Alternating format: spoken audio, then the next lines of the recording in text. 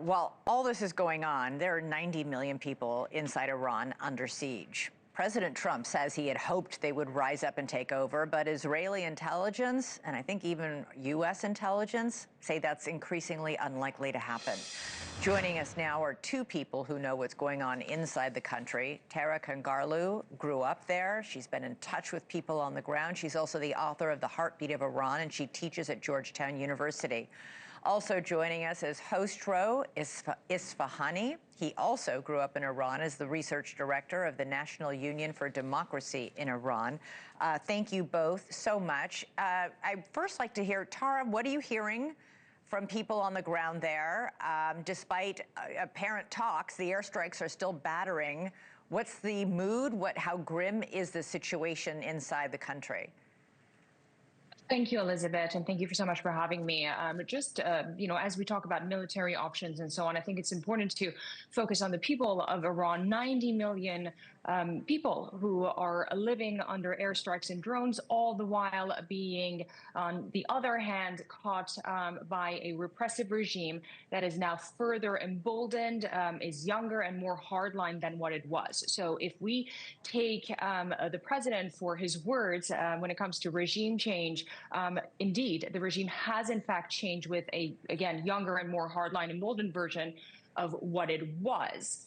And we have over 1,400 people in Iran who have been killed, civilians, over 80,000 civilian infrastructures have been hit.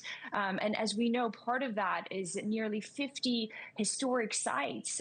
So right now, ordinary Iranians are caught between a brutal dictatorship that is, again, intact, and also the lack of policy of the United States when it comes to their future. As you know, and you and I have been discussing this, the president over a month ago said, people of Iran, help is on the way. Now, the people of that country are wondering whether their story will end like Afghanistan. The United States went to Afghanistan to get rid of the Taliban, only to be left with the Taliban. And if this deal is underway, and if that comes to fruition, however that looks like with the system intact, that would most likely be the case for the Iranian people. Khosro, President Trump is saying he wants to negotiate with the current regime, suggesting he's willing to allow it to remain in power if conditions are met. Again, to Tara's point, we were seeing mass protests. People were willing to put their lives on the line. They were being gunned down by the IRGC in the streets as they protested the regime. I can't fathom that they're going to feel great about having the son of the regime. In other words, just a shuffling there. So two parts. One, President Trump has made it clear that he is not going to divulge and share his military plans, international policy plans from a podium. He has said that repeatedly before he was elected. He has repeated it after he was elected.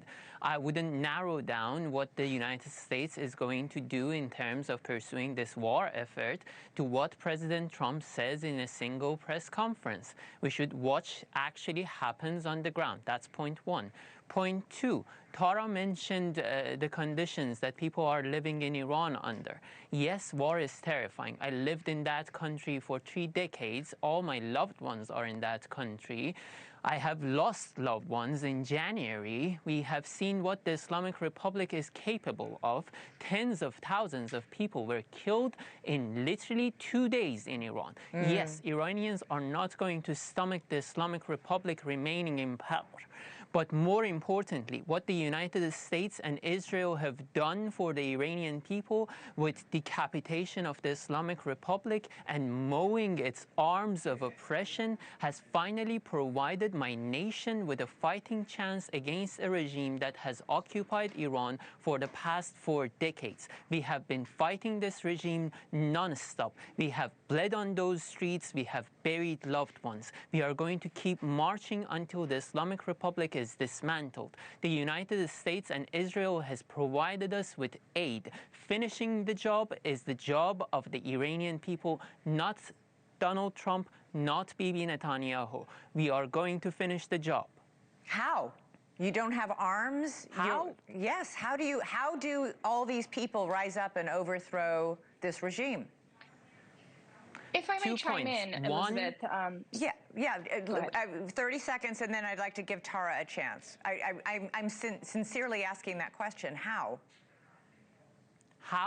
When the January uprising happened, when millions of people took to the streets in Iran after a call was issued by the leader of opposition, Crown Prince Reza Pahlavi, hundreds of flags with Lion and Sun, Iran's true flag, appeared on the streets of Iran. Where did they come from? They don't grow on trees. People have been working. People have been planning. There has been a lot going on in Iran. Because of operational security, I cannot share details. Yeah, okay. But a lot of technology has been deployed, and people are ready to take back to the streets when the call arrives. Tara? Elizabeth, there's absolutely no question that the majority of the Iranian public, of this 90 million, I can easily tell you that 80 million or 70 to 80 million want to move beyond the Islamic regime, beyond what they call a dictatorship. So that is a clear fact, and that is still the sentiment for millions of Iranians.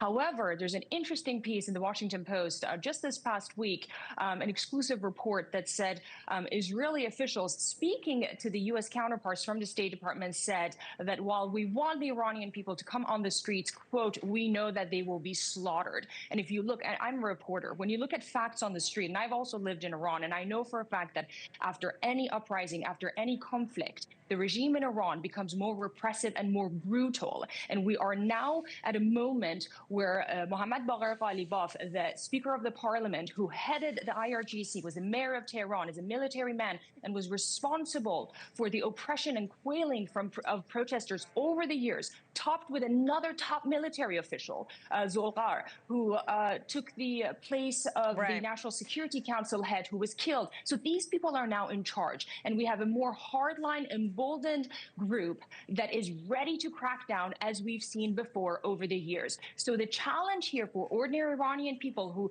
over 42 million are living below the poverty line, is much more intense. So they're now up against a more rabid machine without guns in their hands. Now, the question is, are they going to be armed? How is that going to look like? And that would be indeed bloody. But these are the facts on the ground that we have to be realistic toward. It's a challenging time for the ordinary people in Iran. Very, very challenging. And the IRGC, of course, is sending out text messages saying, if you go out on the street and protest, if you even go on certain websites, that is grounds for arrest and execution because of this time of martial law there.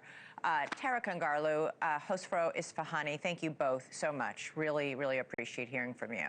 Thank you for watching. Subscribe below and download our NewsNation app right now on your phone, and you will get fact-based, unbiased news for all Americans.